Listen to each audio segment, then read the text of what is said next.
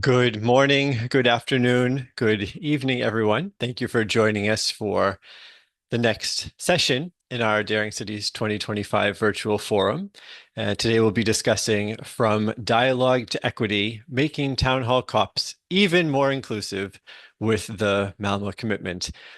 My name is Joseph Ledkowski. I'm the head of Global Events and Knowledge Management at the ICLEI World Secretariat, and it's my pleasure to facilitate today's discussion for the next 90 minutes. To run us quickly through the agenda, and before we get started, I'll try to briefly set the scene, introduce both the Town Hall COPs, as well as the Malmö Commitment, to initiatives that ICLEI has been leading on equity and then also on climate action this year. But most importantly, we have four fantastic speakers joining us, all representing communities within the Malmö Commitment and who have either hosted or will be hosting a town hall COP. So we'll be hearing from them on their reflections on the town hall COP process, ways that they've been working on using that and other work within their communities on making their climate action more inclusive and more equitable. And I think from those exciting presentations and hearing about the work that they've been doing, hopefully that will inspire a lot of questions from all of you that we can then answer and discuss towards the end of the session. But to get us started off, we actually want to hear from all of you first. And we have a couple questions that we want to share on Menti. So you can use the QR code on the screen to bring that up. And then we'll announce the first question in just a moment. Yes, also there's the link in the chat that you can use as well. And then for the first question, we just wanted to get feedback from everyone. Have you ever participated in a community climate dialogue? So if you have, if you've been part of one, if you've helped organize one, if you haven't yet had the chance to, or no, and you're not planning on it. We're seeing a good mix. Yes, we've had some of us have already participated in community climate dialogues, and some will be attending ones in the future.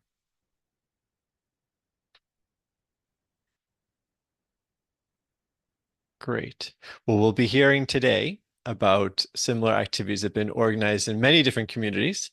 So for those of you also that are hoping to in the future, maybe that will be able to give you some extra excitement and charge to do so. So then for our next question, just in terms of how inclusive and equitable would you rate your community's current climate action planning process? If you would say it's very inclusive and equitable, if it's somewhat inclusive but could use some improvements, if you feel it's not yet very inclusive or equitable, or if you actually just aren't sure where it's at. I think we have a majority would say yes, it's definitely somewhat inclusive, but could definitely use some improvements as well. That's the feeling we've had also from events that we've been hosting with the town hall COPs from a number of our members in other cities. So this is a great position that we're seeing. And in terms of then the last, what makes the community dialogue feel inclusive to you? So with the word cloud entry, if you can just put in some key points and start to see what those trends may be. Great, yes. People-centered, equitable, with diversity. Good to see that a community dialogue focusing on discussion, to have it be participatory, with diverse communities engaged.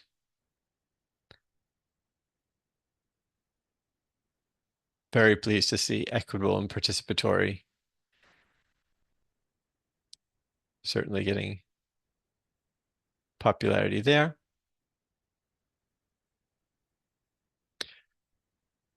Great. Well, I think I would certainly agree with those evaluations, and it would be perfect that all climate discussions and climate dialogues would meet those.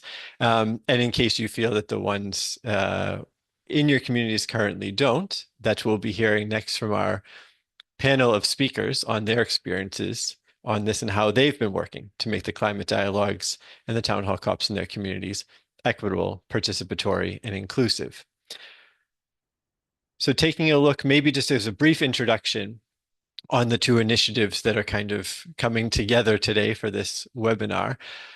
First, the Malmö Commitment, the Malmö Commitment on Inclusive and Equitable Communities. This is an outcome from the ICLE World Congress 2021-2022, hosted by the city of Malmö in Sweden.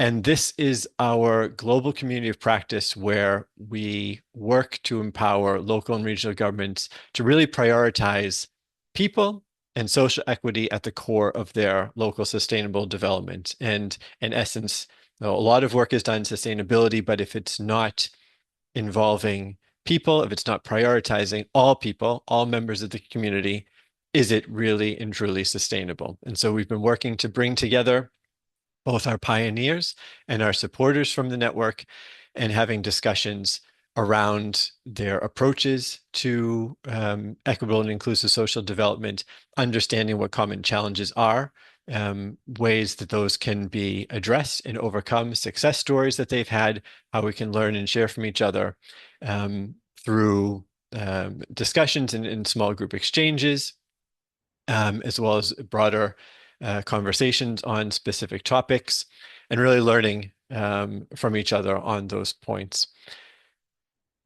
We're trying to carry over that discussion on equity then into the space around climate action through our Town Hall COP initiative.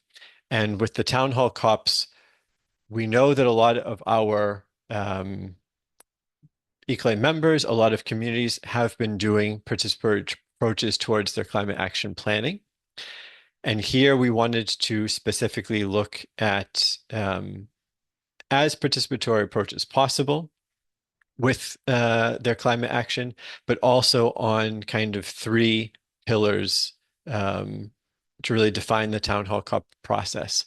These would be specifically around having it be locally led, driven by members of the community, ideally also with the local government, that they're nationally relevant, that this is tied very much in reflecting towards the national climate planning processes and the national priorities, seeing that interplay between the local, regional, and national levels, how that all comes together.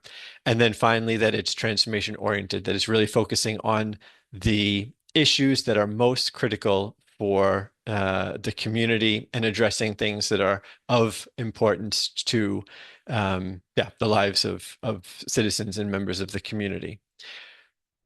The way that the Town Hall COP process has been designed was already with an emphasis on being inclusive and equitable. And there's a lot of guidance that we put together in the toolkit that helps local governments or organizers in designing the Town Hall COP in that inclusive and equitable way. And again, we'll be hearing in just a few moments how that's been done in 4 communities around the world. But we know that there's always still challenges to make sure that these processes are as equitable and as inclusive as they can be, despite inviting, members from all aspects of the community. Do they all have the time to attend? Are there still barriers to their attendance that can be overcome?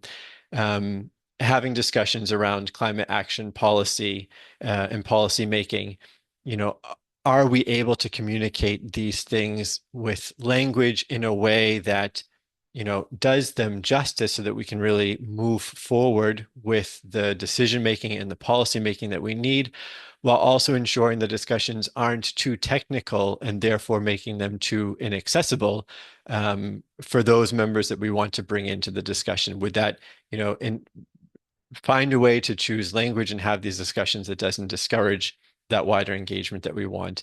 And of course, are we able to address the power imbalances within the community that often shape, whose voices are heard in these discussions and whose voices may be a bit less or underrepresented. So these are some of the the topics that we've been trying to address in the guidance that we've provided to communities. And today, we'd love to hear from our speakers on their experiences that they've had representing some of the 19 communities that have already been hosting town hall COPs. And starting first with our speaker from San Luis Potosí in Mexico, we have Larissa Hinojosa Contreras. She's the CEO and founder of Colegio Nikola Tesla, and up until very recently, and please, Larissa, correct me if I'm wrong, but you've also been the director for cabinet affairs for the municipality and been working very closely with us, not only with the Town Hall COP, but also with the Malmö Commitment. So be very, very pleased to hear your experiences, what you have been doing in San Luis Potosí.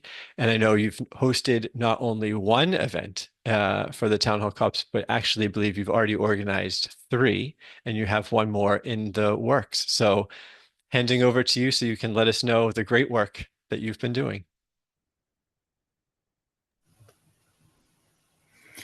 Well, thank you. Good morning, afternoon, or evening, everyone.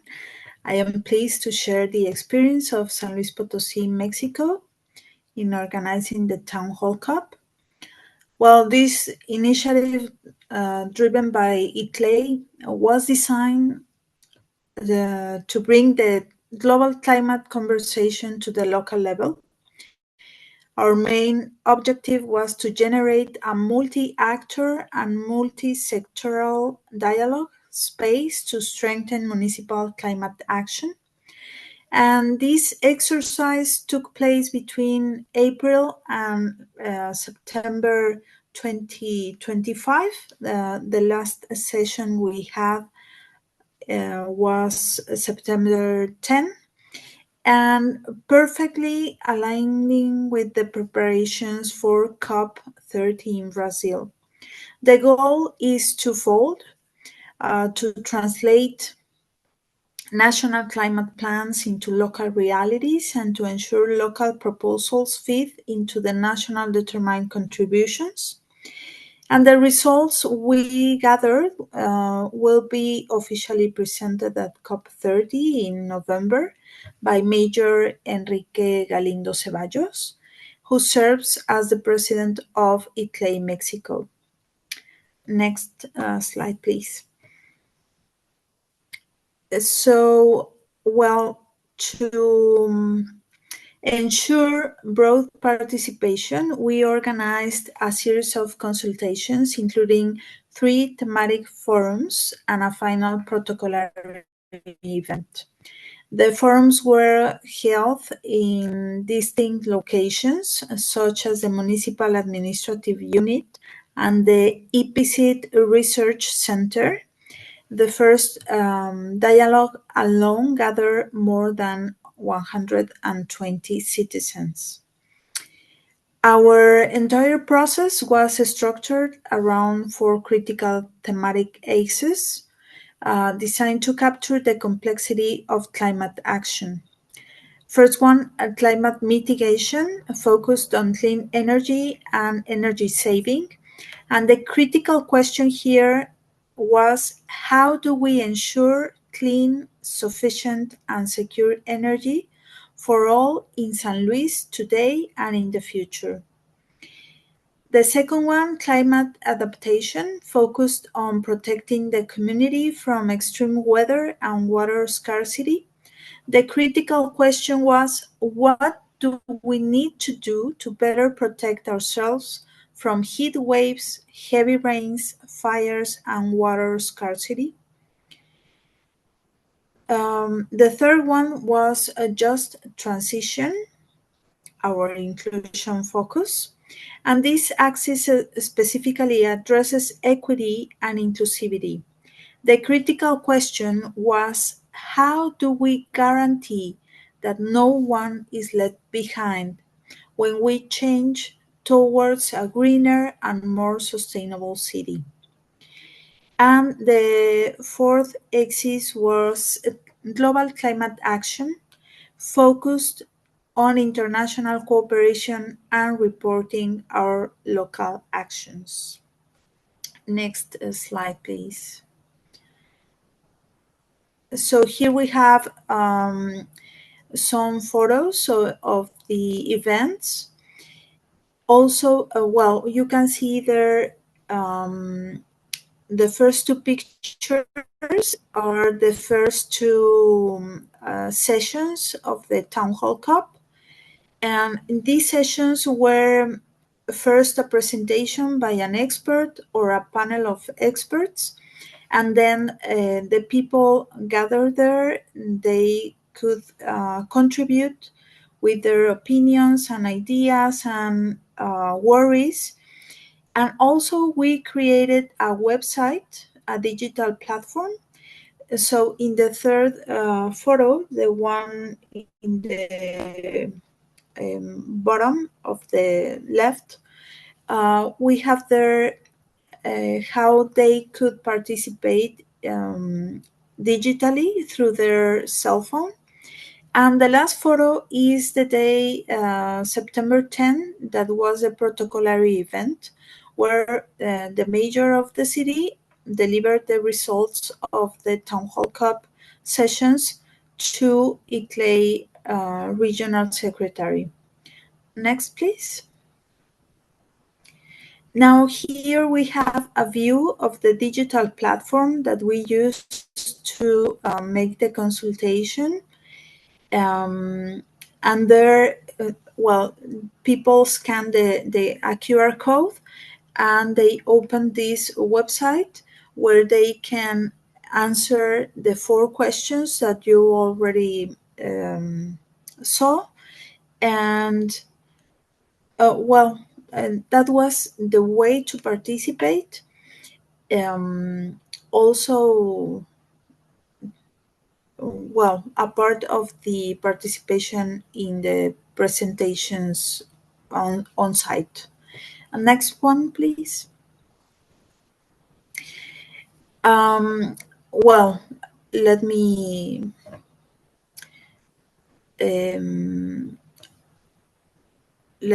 continue. The methodology led to significant results driven by citizen engagement. The process integrated more than 769 citizen contributions, which were into the final proposal for the Municipal COP report. These contributions directly reflected our local reality. The mayor of the city, noted that San Luis Potosí is a reflection of climate change. Having faced the worst water crisis 2 years ago, we had 14 months without rain, and now we are dealing with atypical rains. So the top concerns raised by the public were water scarcity and contamination, the waste management, effects of extreme heat on health, loss of green areas, and consequently, the core proposals include concrete solutions such as rainwater harvesting, promotion of renewable energies, reforestation, and the creation of green jobs. Crucially, San Luis Potosí was recognized by ICLEI as the municipality in all Latin America that achieved the highest citizen participation in these forums. This solidified our position as a national benchmark in local climate governance. Next slide, please.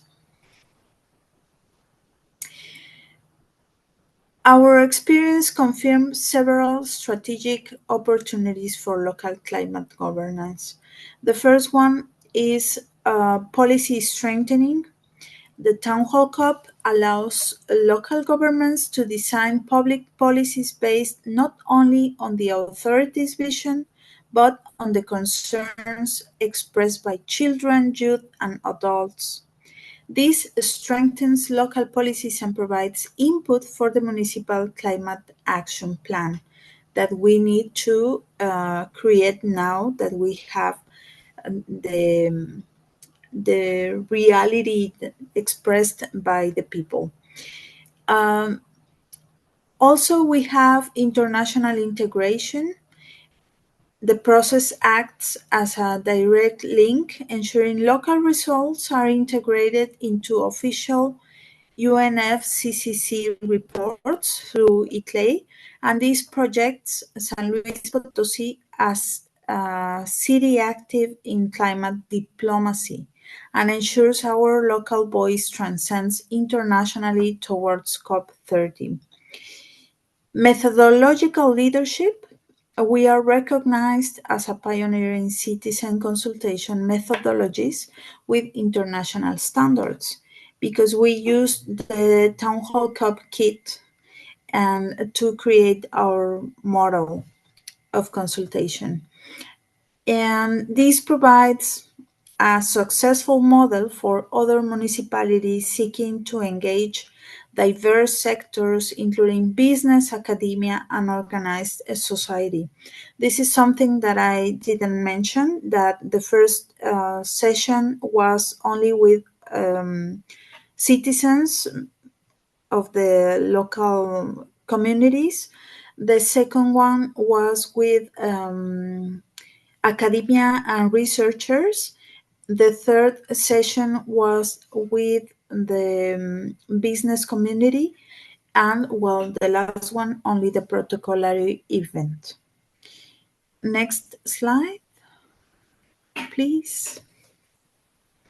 So, in closing, as requested, we reflect on the hurdles we faced to make the process truly inclusive, offering lessons for future town hall cups.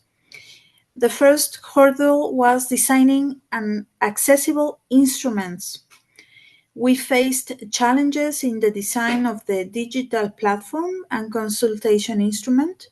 The goal was to make the questions accessible, easy to understand, and answerable for any person. But translating complex climate science into simple digital questions proved difficult. Also, we identified a great gap on the ability to use digital tools. Many people didn't want to participate because they didn't know how to use simple digital platforms that the one that we developed. Hurdle number two was combating skepticism and misinformation. We encountered a lack of citizen knowledge about climate change, coupled with conspiracy theories or the mistaken idea that climate change does not exist. This hurdle necessitates greater investment in educational outreach and promoting a culture of sustainability. Some people simply said things like, climate change won't affect me. For example, I don't live in a coastal area, so we don't have problem with that. Hurdle number three, the mobilization gap. Despite achieving the highest participation in Latin America so far, our internal estimations aimed for 20,000 proposals. The director of the ecology office of the municipality, he wanted to have 25,000 proposals, while we received 769 total contributions. So this gap highlights the persistent challenge of maximizing mass digital mobilization and diffusion, requiring us to expand engagement strategies beyond digital tools. Another challenge was to maintain the integrity of the responses. I mean, we have to guarantee that the answers were real and not municipal employees answering only to have more participations. So that is a challenge also. As a reflection on inclusion, to achieve the promise of just transition, ensuring no one is left behind. Future efforts must prioritize moving from dialogue to tangible, equitable outcomes. This means actively funding and implementing proposals for green employment and training for the future, specifically targeting marginalized communities. And well, thank you. We welcome collaboration with daring cities to refine these methods and ensure truly inclusive climate governance. Thank you very much. Perfect. No, thank you, Larissa. This has been very informative. It's great to hear the work that you've been doing. First of all, congratulations on all of the participation that you've been able to get. And we already know that it's challenging enough for municipalities or organizations to organize just one town hall COP meeting. And so to commit to a process where you're having the three that you've done plus the protocol one, bringing this together, it's quite a commitment in terms of the time, but we're really impressed by the outcomes that's brought.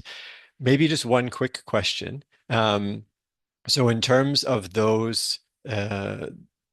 participants that you were able to mobilize for the events, do you feel that through the Town Hall Cup process, you were able to connect with community members or academics or private sector representatives that you haven't normally connected with as much on climate action in the past? Was this process, were you able to get to other sectors?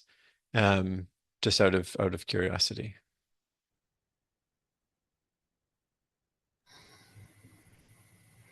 That's an interesting question. I We always have the same people participating, and that's another challenge. How can we make new people to participate in these processes? Because if you see uh, who is participating, is always the same people. We have, well, I don't know if it's in the same in other places of the world, but in Mexico, if you participate in, I don't know, at school, um, as member of the community of parents, you have always the same parents. And if you go to, I don't know, initiatives with reforestation, for example, you have always the same people. So that's a challenge, how to bring new people, new ideas, how to motivate people to participate in these things. Um, some people think that these concerns is only for governments, and as a member of the government of the municipality, now I know that any government can do it alone. We need to work together. And yes, that's a challenge, how to bring new people to participate in these exercises. Perfect. Thank you. No, I think this is a challenge that we all face in these processes, and as much as we strive to be as inclusive and equitable as possible, and hear these voices, yeah, it's still to get them to join. So we'll definitely have some more questions for you later. But in the meantime, we would then shift to our next speaker. Several time zones away, but thank you so much for joining us at this late hour. So we have Christina Evangelista joining us, the founder and CEO of Container Living PH, based in Makati in the Philippines. And Christina, you have helped to organize, I believe it's two town hall COPs in Makati. And so we'd be Yes. really excited to hear from you on your experiences with those events, how those have gone. Again, also highlighting from that inclusive and equitable approach, bringing in those voices, trying to get that representation in there. And yeah, please take it away. Hi, hi. Am I audible? Yes, perfectly clear. Okay, great. Okay. So, hi, good afternoon and good evening from my side here in Makati in the Philippines, where it's already 10 in the evening. You can call me Mac. I'm from Container Living Philippines, and it's an honor to join you live to be able to share the insights from two town hall COP dialogues that we hosted here in Makati, and I'm glad to share that it brought community voices into the conversation on sustainable and resilient housing. So to start, let me share about a bit about of the process of organizing our town hall COPs.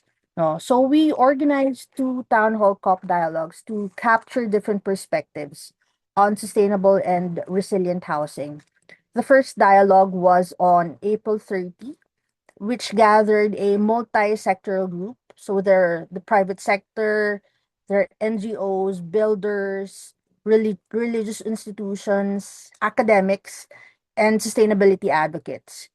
The second dialogue was on June 4, and it was able to engage a network of young professionals working on finance, construction, real estate, IT, marketing, and green building consultancy. So they were mobilized through the Junior Chamber International, or JCI, which is a global civic organization of emerging leaders and entrepreneurs. Both events were held at the Asian Institute of Management, Dado Banatao Incubator in Makati, and it was chosen as a neutral and a central venue accessible to these diverse participants. Now, the process ensured accessibility by keeping participation open and cross sectoral, and we used a facilitated group format where participants were assigned themes. So the themes were barriers, opportunities, cost value in the first event. And for the second, there were resilience definitions, challenges, and action rules. So we documented not only summaries, but also we also gathered direct quotes to preserve authenticity and make participants feel that their voices were very much valued in the conversation. So from the process, we learned that holding two dialogues allowed us to see how understanding of sustainability and resilience has evolved from modular housing and cost perceptions to a broader systemic issue and human-centered resilience.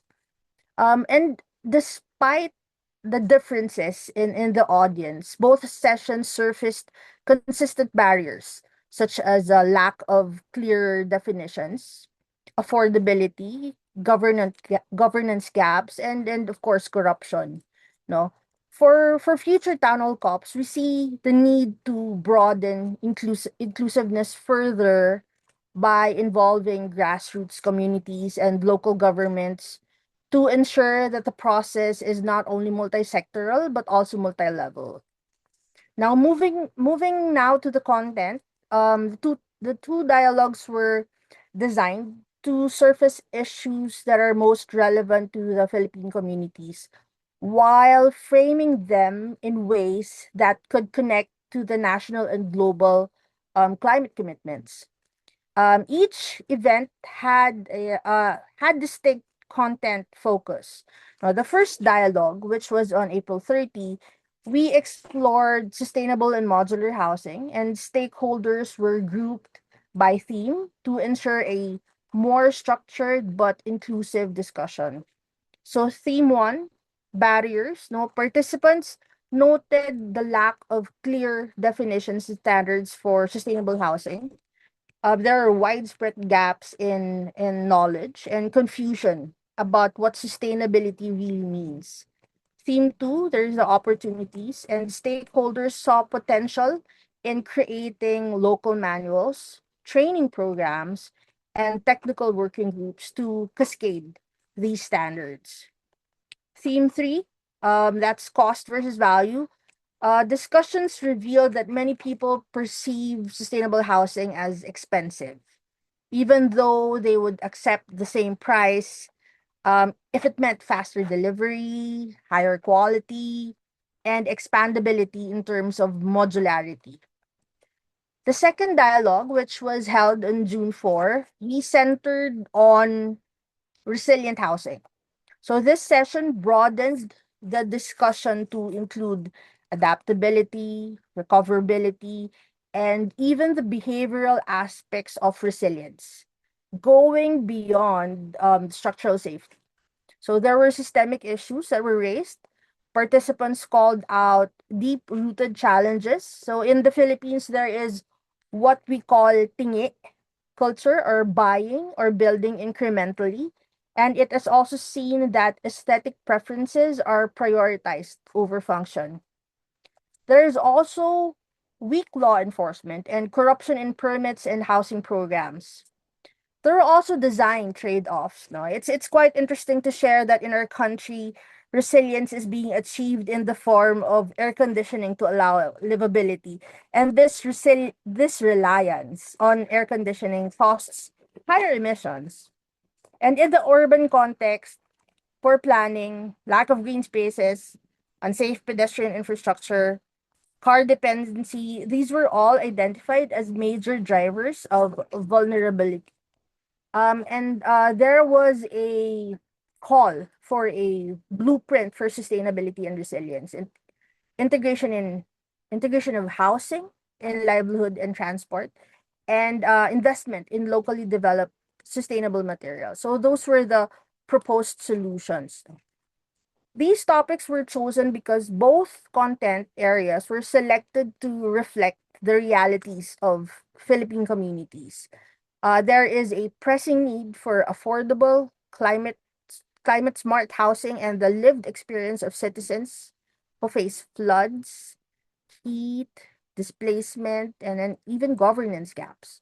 And by framing these discussions around modularity, which was seen as a pathway to sustainability, affordability, and scalability, and resilience as a pathway to safety and adaptation. The content directly addressed both technical challenges and social realities. No. Um, Now, these sessions were convened by and facilitated by Container Living Philippines, and we are a private sector social enterprise focused on modular, circular, and climate resilient housing. This has enabled us to position the dialogues not as policy or academic discussions, but as explorations of how markets, innovations, and partnerships can accelerate climate action, particularly in the climate sector. How are we able to shape the process now? As a private sector host, we acted as a neutral convener. We were able to bring together stakeholders who may not typically sit at the same table. No, and The key insights from a private sector lens is that we were able to point out the persistent mismatch between the perceived high cost of sustainable or resilient housing and its actual long-term value. No. Also, governance and corruption was discussed. No, there's corruption in permits, inspections, and project approvals. It was identified as a direct barrier to innovations. Um, Also, one of the key insights is sustainability and resilience was framed not just as a compliance, but also as a market transformation. And of course, the stakeholders would like to have it integrated with livelihoods. So housing solutions cannot be really separated from economic opportunity. So, in closing, these dialogues reminded us that resilience is not really just about structures. It is about adaptability, recoverability, and the people. And communities are calling for clearer standards, practical manuals, livelihood linked housing, and innovations that are affordable and scalable. Now, one honest reflection from her town hall talk is that the messaging of sustainability and resilience doesn't always reach people at the community level in the way we hoped. Many still see housing mainly in terms of costs or aesthetics, and I don't see this as a fault, but as a reminder to all of us, myself included, that we need to communicate better in ways that can connect to our everyday realities.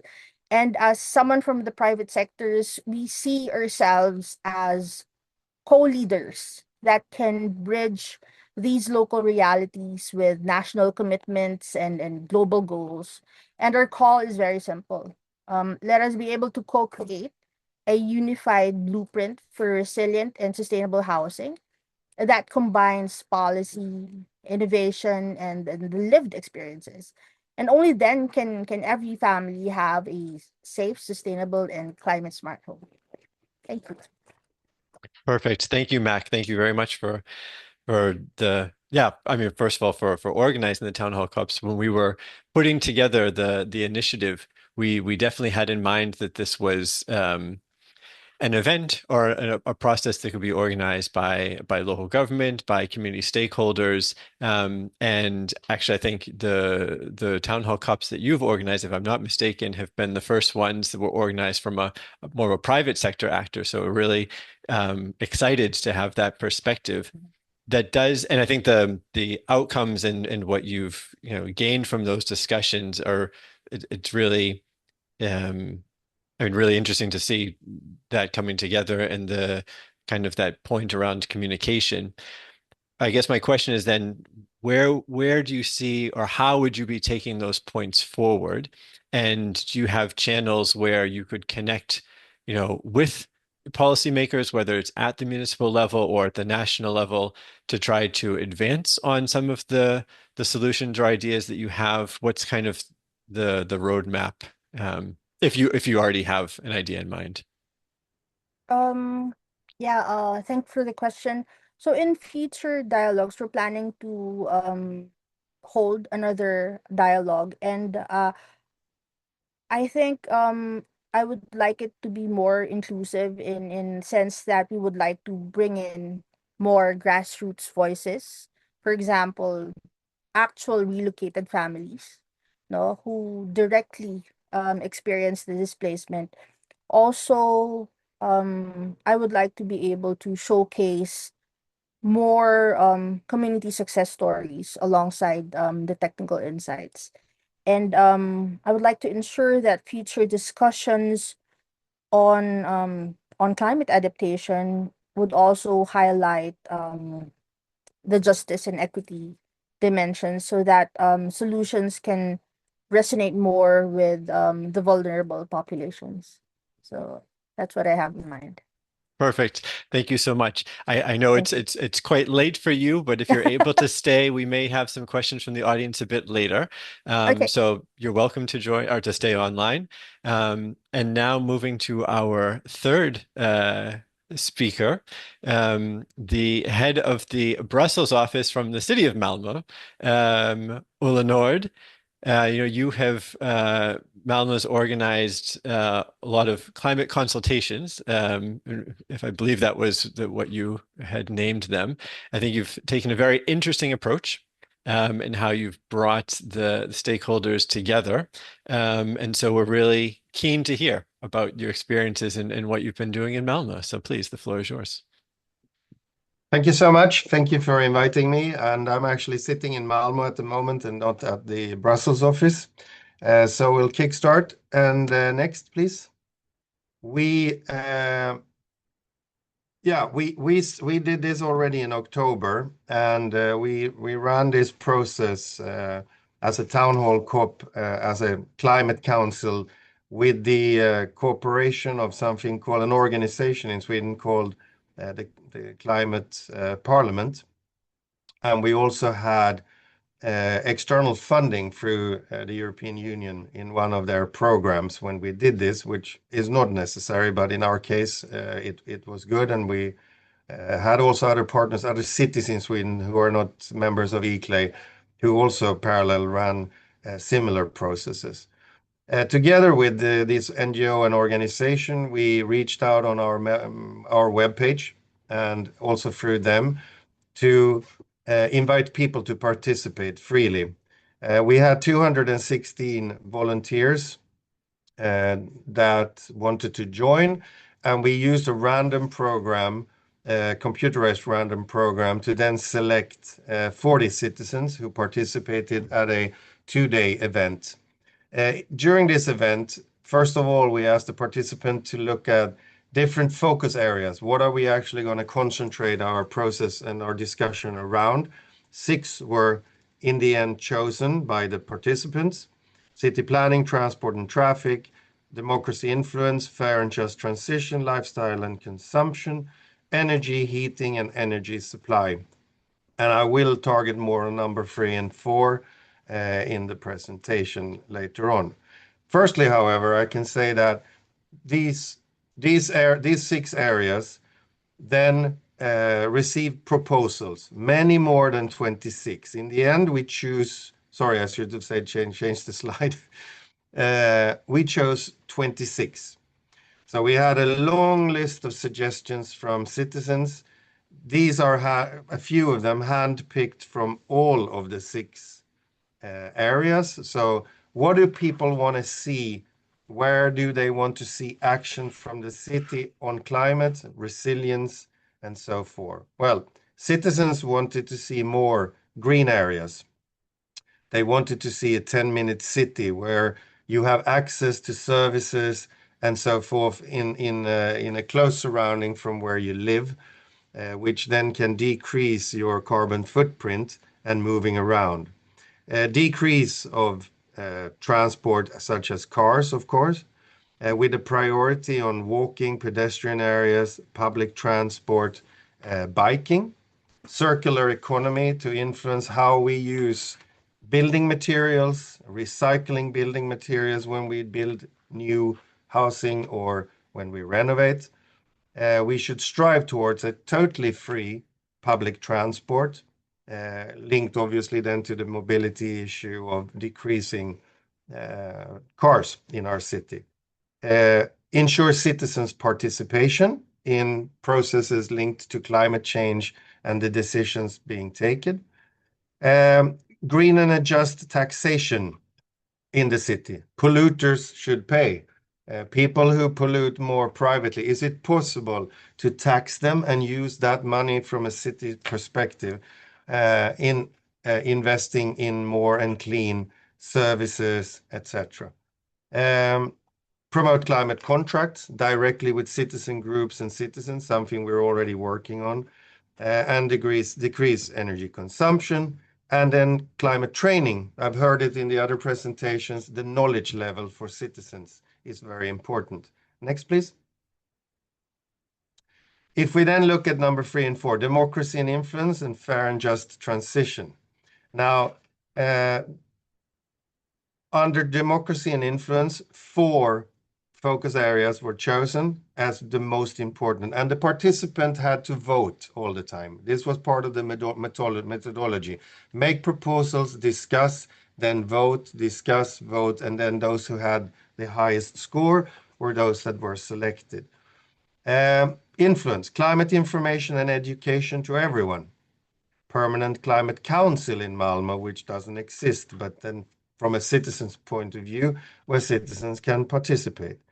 Carbon-free publicity in public spaces. How do we use the public space for car commercials, posters, buses, and so on?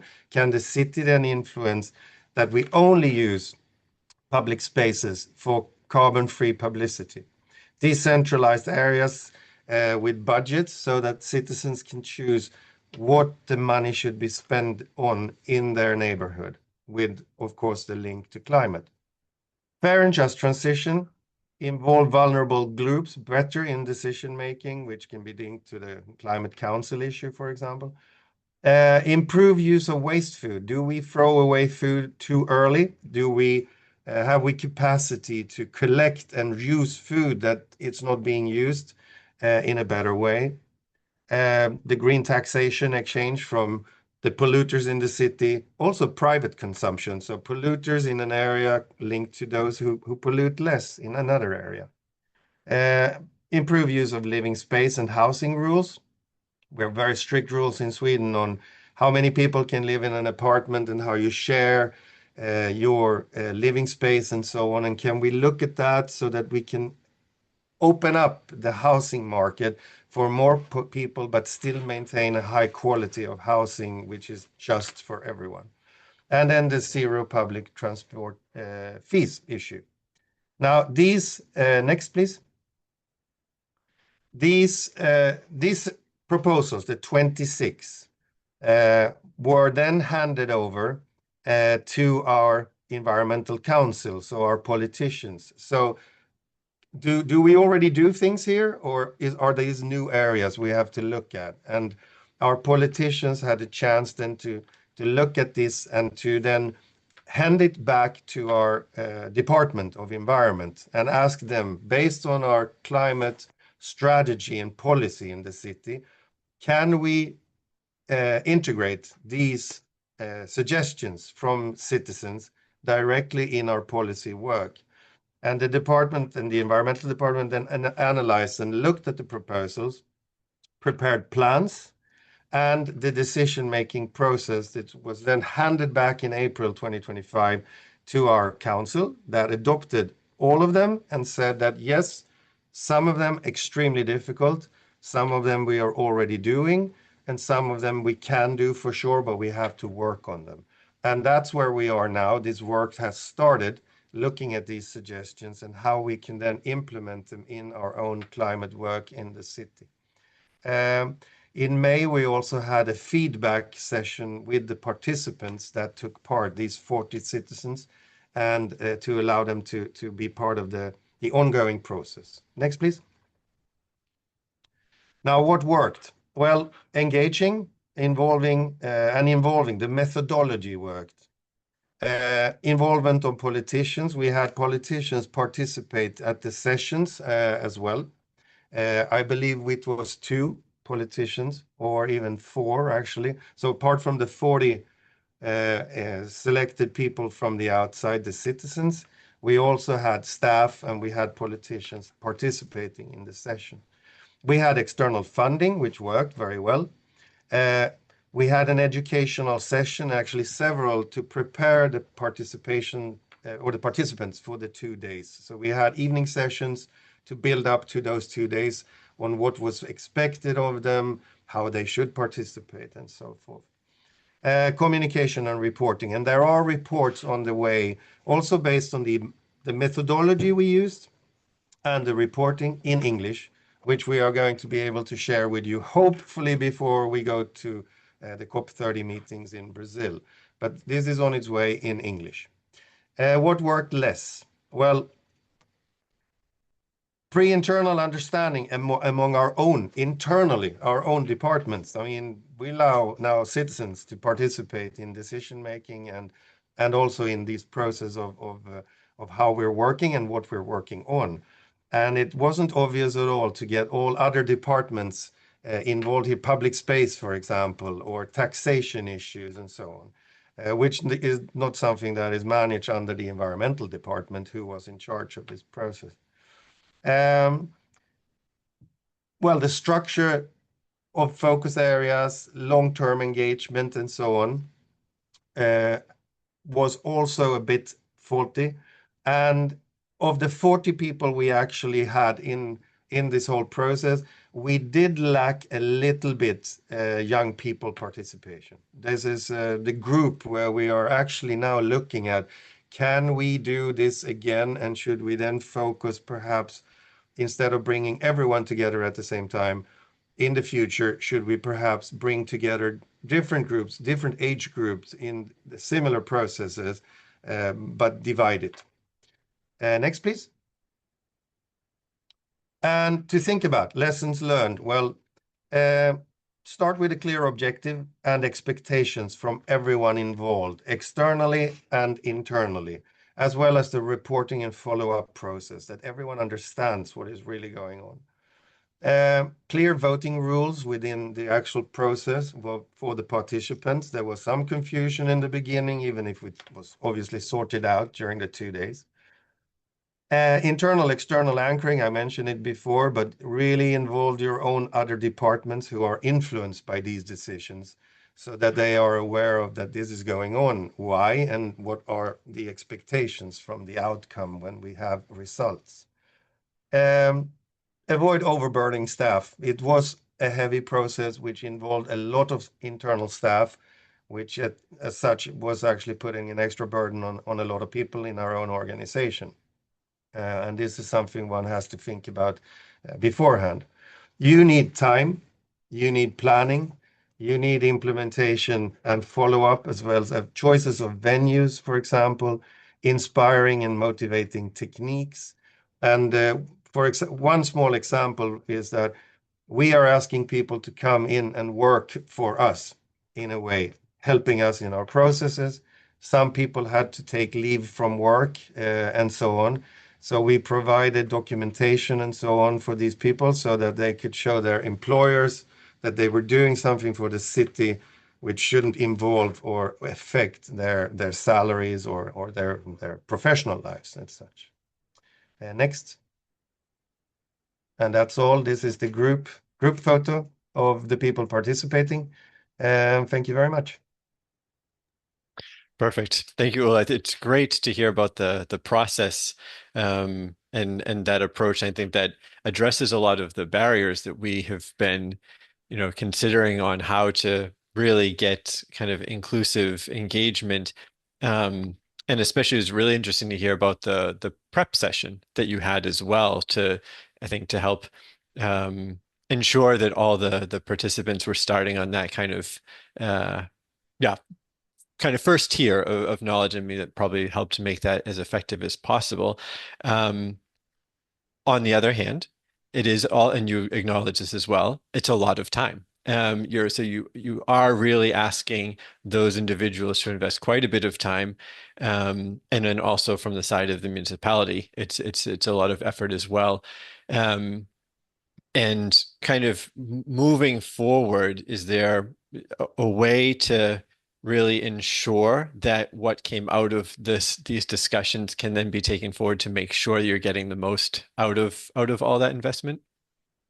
Well, two things. First of all, I think that many of the suggestions, the 26, are something, like I said, we do or we can do.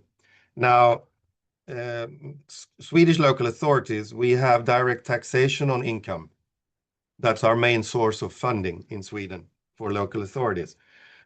Can we tax the people who pollute individually and then use that money to help in other areas of the cities? Because we do have the wealthier area of the city where people have 2 cars, they fly on vacation, and so their climate impact is bigger than in perhaps another part of the city where people don't do that. And that's an issue that it's super interesting.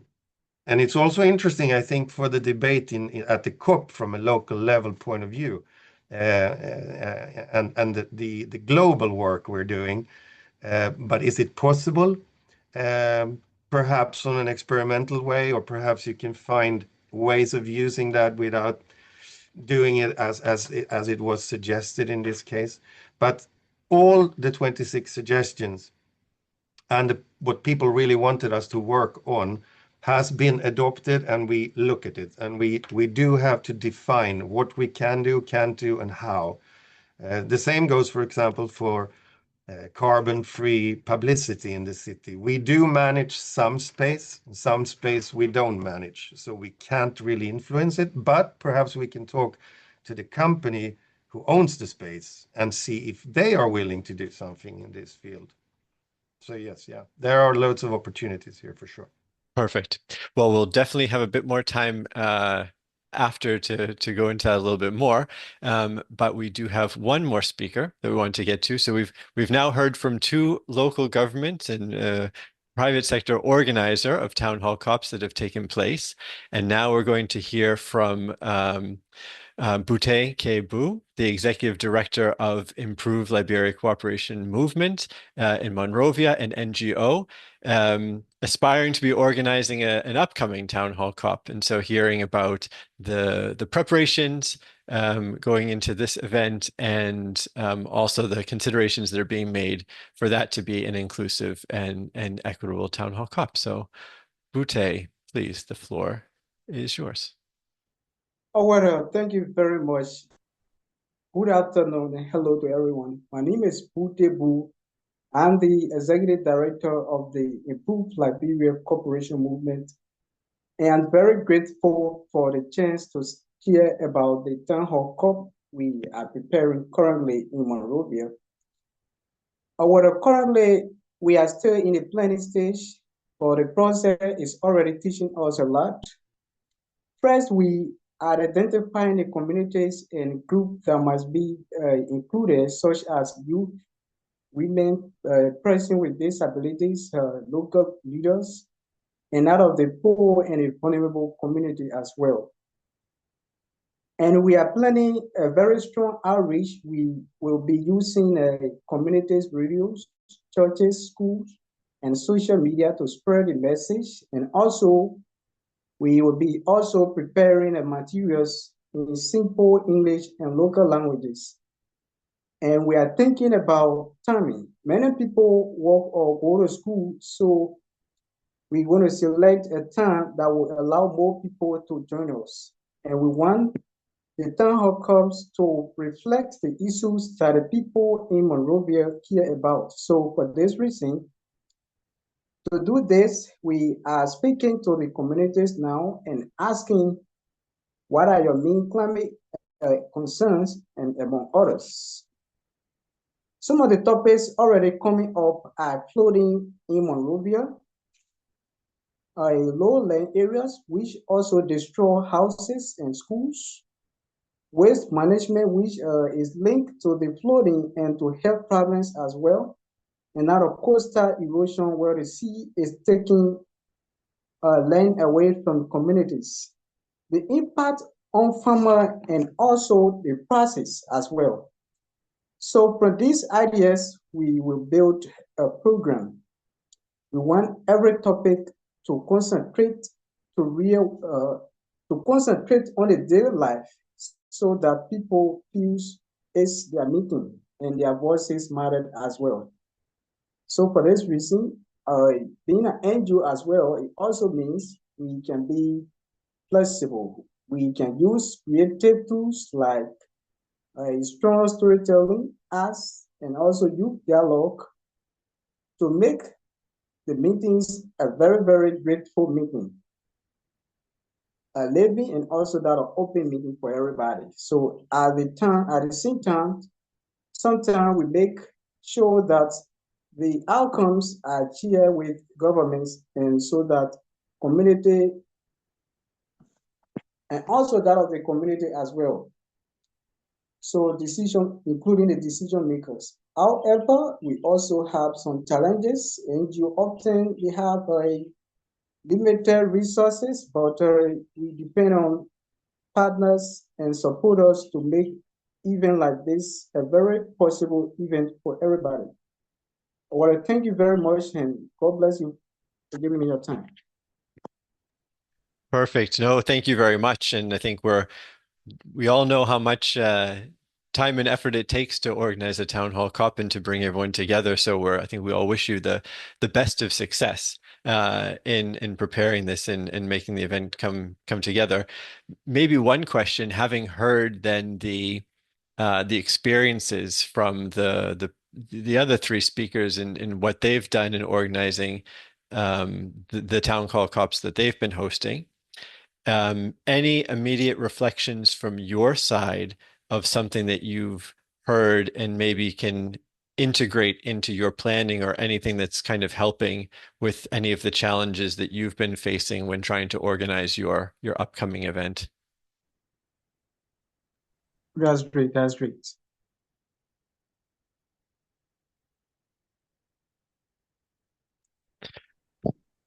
Well, if you have any if there are any questions from your side or ideas for points that you'd like us to share experiences on, I think we'll be happy to reach you on those.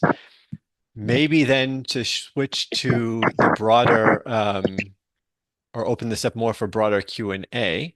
There was one interesting, well, there's been lots of interesting questions that have been coming in, and really encourage everyone to continue to add questions to the chat. One that I would like to maybe kick things off with, if I may, was, I mean, a lot of effort is going into the town hall COPs and through processes on kind of participatory approaches, making things inclusive and equitable. And we get a lot of these community-led proposals. And how do we ensure that these proposals then get taken up in our policy making processes? And how do we ensure that they get treated and addressed in the same way that policies maybe from within the municipality or from policymakers directly, that they don't get sidelined by those approaches? So if anyone wants to address that question first.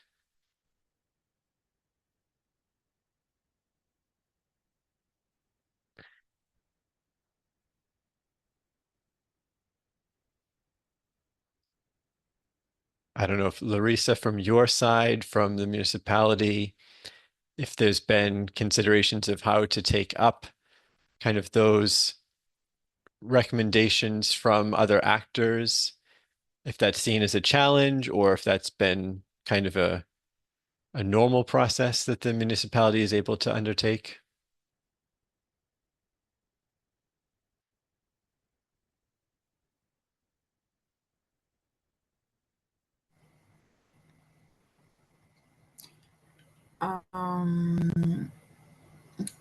Can you repeat the question, please? Sure. So when we're gathering inputs from, these stakeholder processes, so you get ideas from community members of things that they would like to see in in climate policy. How can we work to make sure that those ideas still get addressed and taken up with the same considerations that ones that maybe come from inside City Hall or inside the municipality, and they don't just get dismissed by those ideas that come directly from policymakers? Okay, this is very interesting because, for example, the citizens, the people of the community, they have a view from their level. So they see like the micro actions or the problems, but at their daily lives.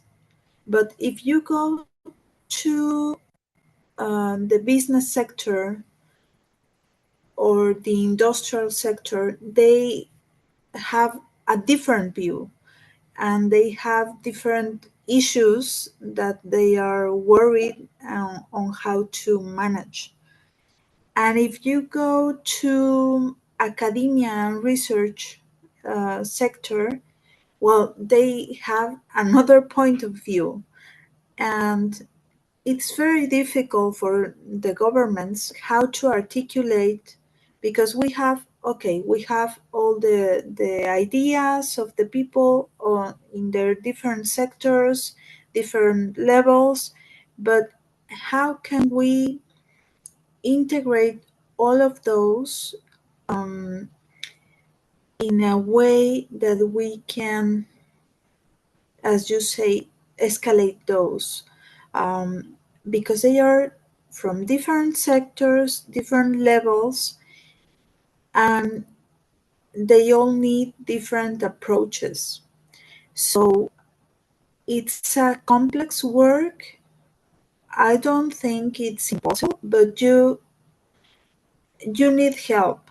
As a government, you need people participating, and you need to be open to allow these people that gave you their problems and ideas to participate in the solutions also.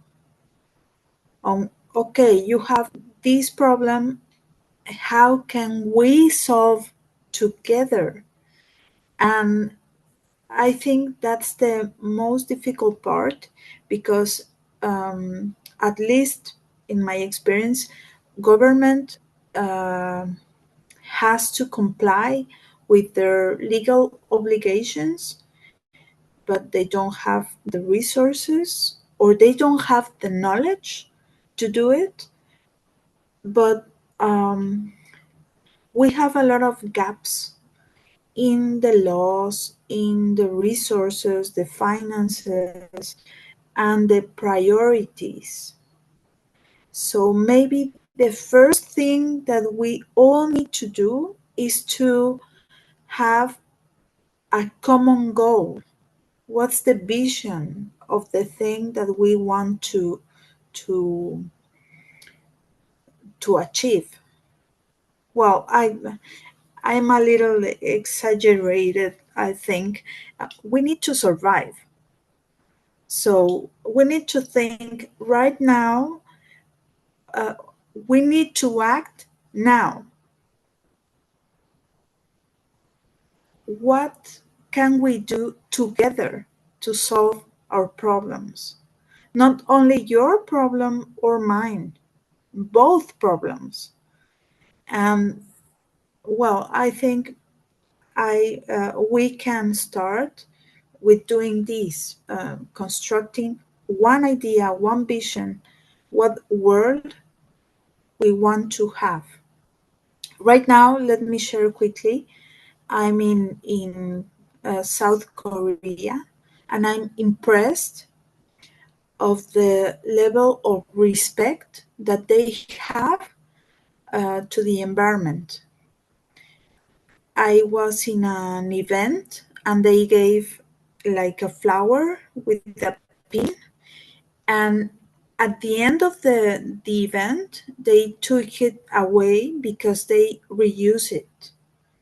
And in Mexico we use everything plastic, and you use one time things and you throw it away. So we need to change a lot of mental chips, I think, these paradigms.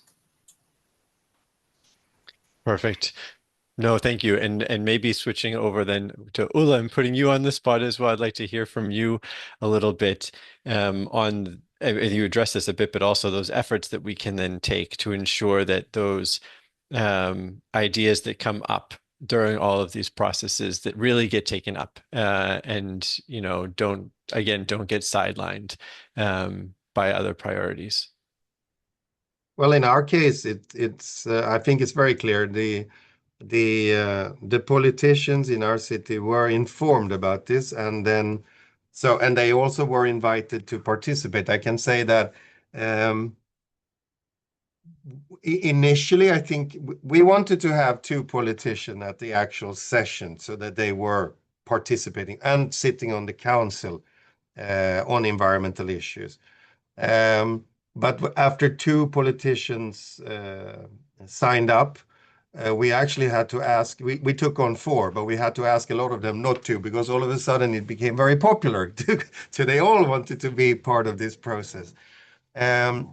The second part was that we had already decided that the results from this process were going to be presented to the council so that they could discuss it as politicians and consider them, and then give them back to our administration to actually work on the proposals and come back with suggestions on how to move forward. So it's about involving, it's about getting everyone on board. Opposition, as much as the ruling political party in our case, they were all on board in the process. We had no real, of course, there are always a little bit of criticism, but in general, in the environmental department, this was very fluid and very successful. The the problem was the crossover with the departments. For example, free public transport is not necessarily something that is managed by the environmental department. It's the parks and streets who do that, and our region provide the actual buses and so on, even if we manage where they run. So that's a little bit more complex and perhaps more complicated initially. You know, you have to look at the proposal then and see how you move that forward afterwards. But in our case, in our unique perhaps case in Scandinavia and in Sweden, it's definitely feasible, and I think we will do this perhaps in a different setting. I mentioned the part of young people and so on, and involving them more. But we will do it again, yes. Perfect. No, thank you, Ola.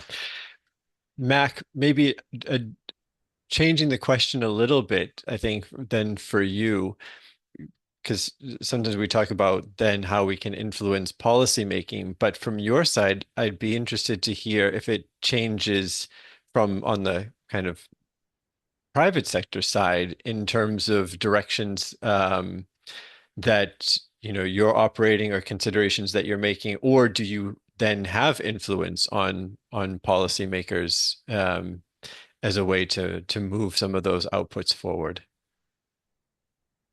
Okay. So yeah, for the first two dialogues, we focused more on um sectors, and we didn't actually include yet um uh people from the LGUs.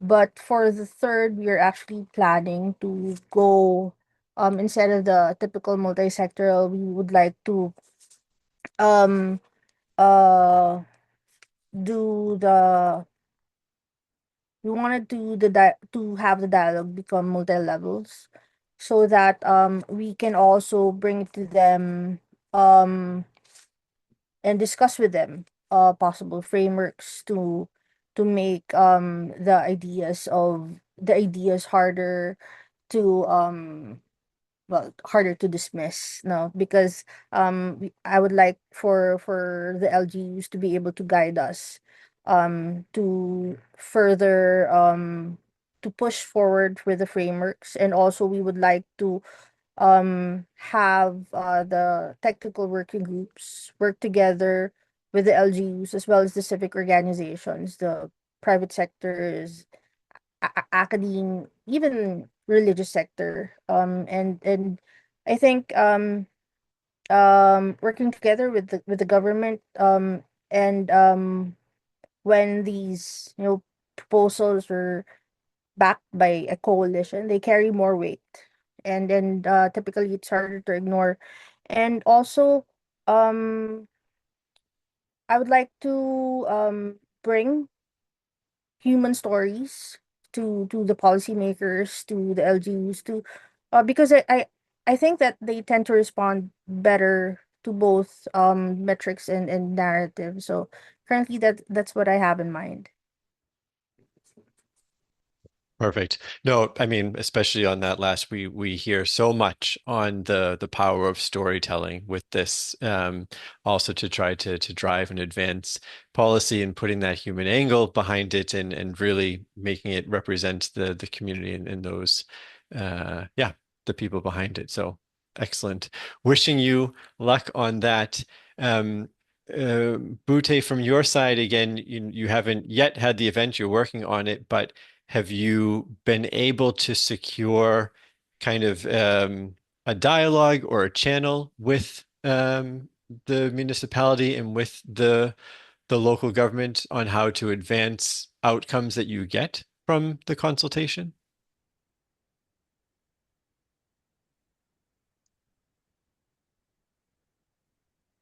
Hello. Yes. Our internal local government, we have been engaging some other local governments, and some of them they are currently cooperating with us as well. Perfect. So then maybe just as a last question for everyone, you've all done a lot of work this year in the preparations or in the hosting these events and planning them. Looking forward towards 2026, hoping that you also organize similar events in another town hall COP moving forward. Again, how would you frame that a little, or what would you change to make it even more inclusive or to address some of those challenges? Larissa, you had identified while you brought in a lot of or tried to bring a lot of the technology, and there was, some targets that were set that weren't achieved. Learnings from that, what would you potentially do differently next year or the next time that you would host such an event?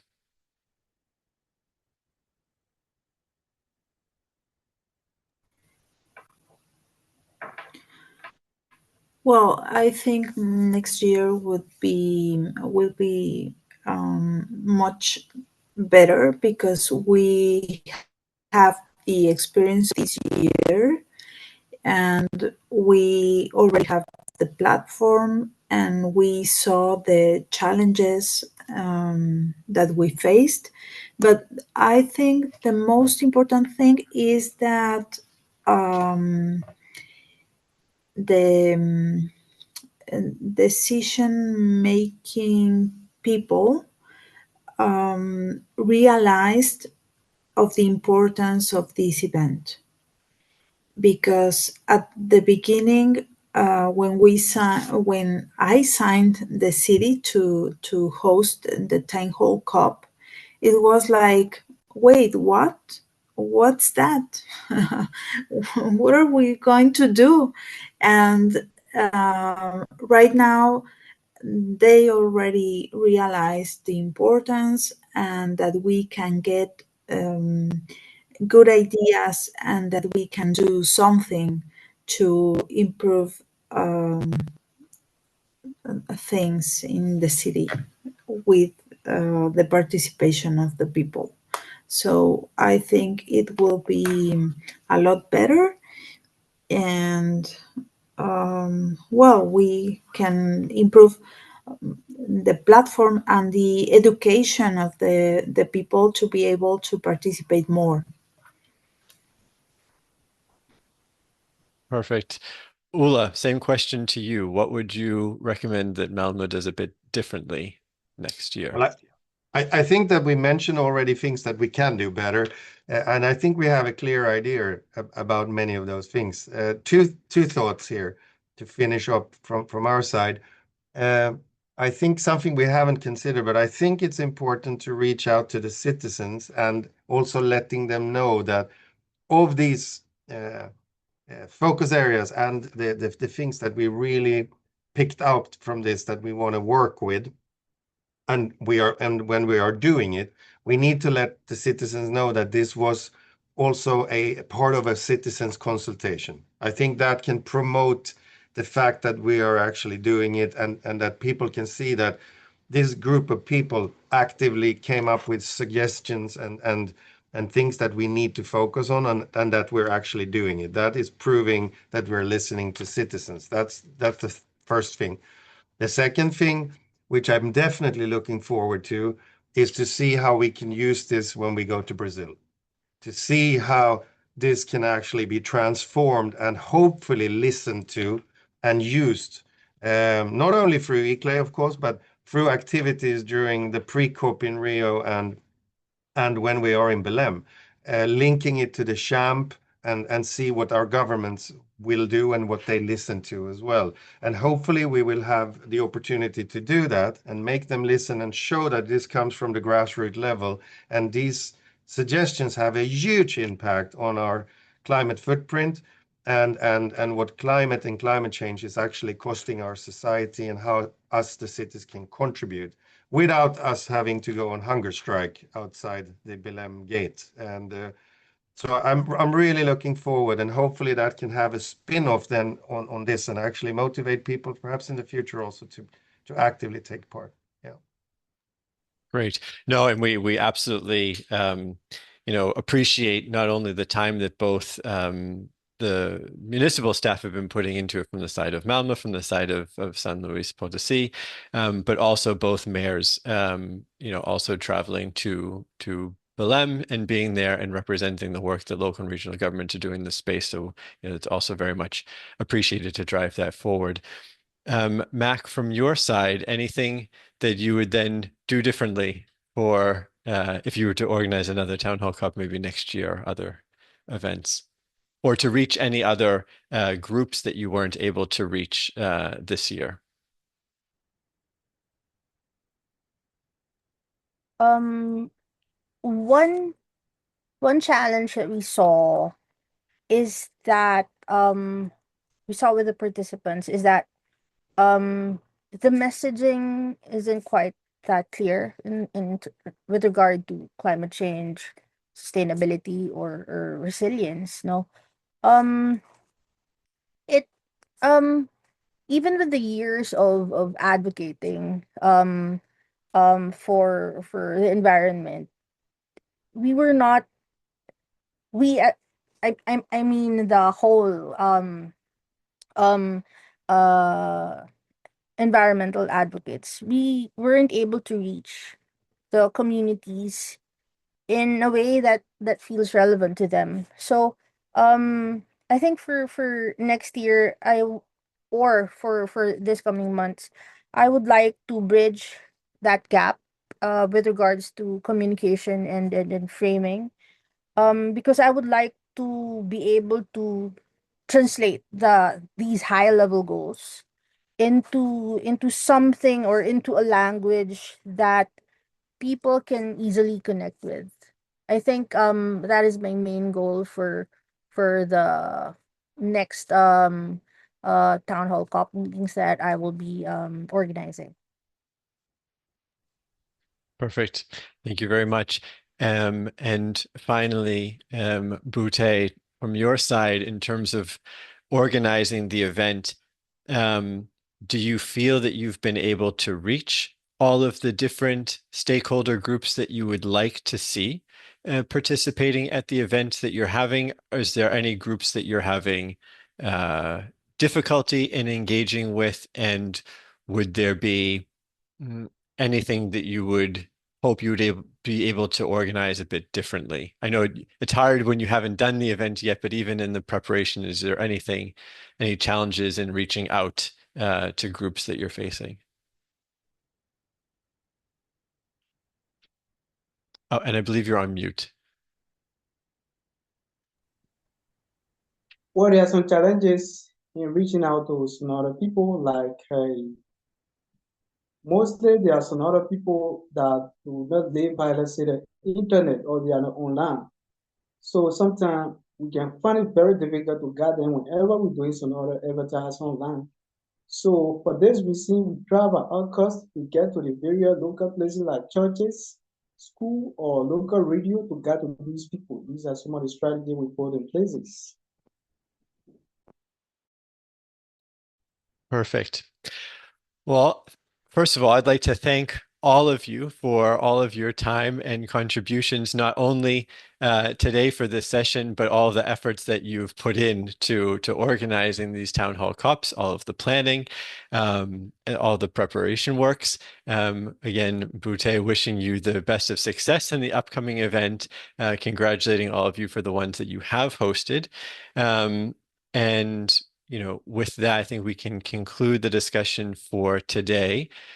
We will be trying to bring together as many of the kind of the outputs from all the town hall COPs, so not just the ones that you all have been organizing, but all the town hall COPs that have been taking place and the ones that are still scheduled, both in terms of messaging towards upcoming UNFCCC COP30, but also to inform us the way that the initiative will develop towards 2026 and beyond. So we'll be happy to share that with all of you.